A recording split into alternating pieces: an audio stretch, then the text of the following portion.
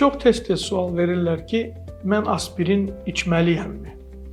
Və xüsusilə də aspirini hər gün içimmi, yoxsa ki, həftədə 1-2 gün içsəm yetərlidir? Əlbəttə ki, aspirin çox önəmli bir dərmandır. Xüsusilə də ürək-damar, beyin-damar xəstələrinin müalicəsində aspirin ən vacib və ən tez istifadə olunan dərman preparatıdır. Aspirinin bir çox faydaları olsa da, onun eyni zamanda ciddi fəsadlara da səbəb ola bilər.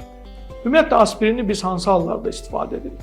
Əlbəttə ki, ürək-damar xəstəliyi olan, yəni infarkt keçirmiş, ürək problemi olan, ürək damarlarının kirəclənməsindən əziyyət çəkən xəstələrdə, o cümlədən beyin infarktı, yəni insult keçirmiş xəstələrdə çox tez istifadə edirik. Bununla yanaşı, istəyir qarın daxilində, istəyir ətraflarda, xüsusilə də ayaqlarda, iri damarlarda kirəclənmə varsa, tıxanıqlıq varsa, həmin pasientlərdə də biz aspirin istifadəsini tövsiyə edirik. Amma aspirin təyin etməzdən əvvəl mütləq əmin olmalıyıq ki, aspirin həmin pasientlərə zərər yetirməyəcəkdir. İlk növbədə bilməliyik ki, aspirin əlbəttə ki, allergiyaya səbəb ola bilər. Və əgər aspirinə əvvəllər allergiyası olubsa hansısa bir xəstənin, biz ona aspirin təyin edə bilmirik. Bu zaman aspirinə alternativ dərman preparatları var, onlardan istifadə edirik. Bununla yanaşı, əgər hansısa bir xəstənin mədəsində və yaxud 12 barmaq bağırsağında xora varsa və yaxud hər hansı bir qanaxmaya meyilliyi varsa, bu yaxınlarda çox ağır, ciddi beyin əməliyyatı keçiribsə, həmin pasientlərə biz ya ümumiyyətlə heç zaman və yaxud tam sağalana qədər aspirin kimi preparatları təyin etməkdən çəkinirik. Çünki ciddi fəsadlara səbəb ola bilər. Bununla yanaşı, bəzən aspirin əlbəttə ki, profilaktika üçün istifadə olunur.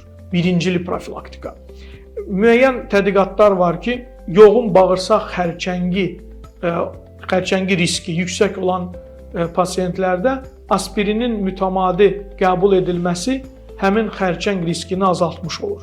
Amma aspirini bu xəstələrə də tövsiyə etməzdən əvvəl əmin olmaq lazımdır ki, digər problemlər, digər riskləri yoxdur o pasientlərin.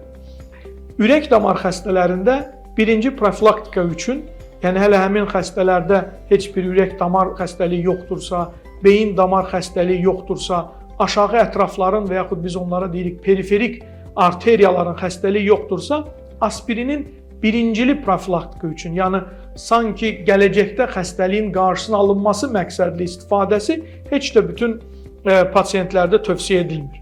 Xüsusilə də 70 yaşından sonra ilk dəfə aspirinin təyin olunması çox nadir hallarda tövsiyə edilir.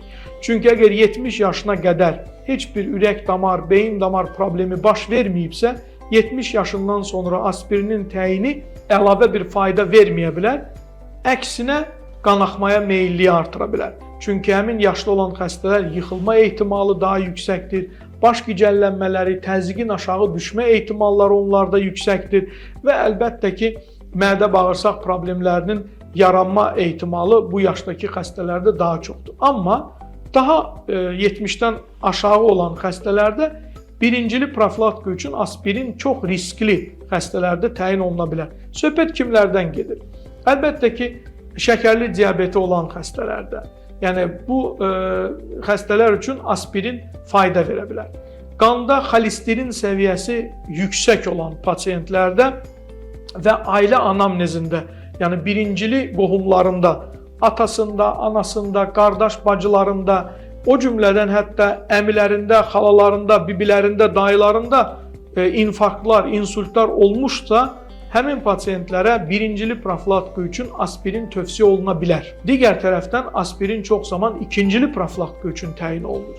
Yəni artıq adamda ürək ağrısı baş veribdir, hansısa bir damarına stent qoyulubdur və yaxud damarına girərək min-invaziv ya qeyri-invaziv yolla tıxanmış damar genişlənibdir, istəyir qarın daxilində, istəyir aşağı ətraflarda, istəyir ürəyində.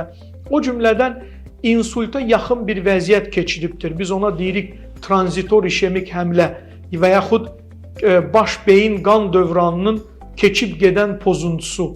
və yaxud çox kiçik bir insult keçiribdirsə, o vətəndaşlara biz mütləq qaydada başqa əks göstərişlər yoxdursa, aspirin təyin edirik.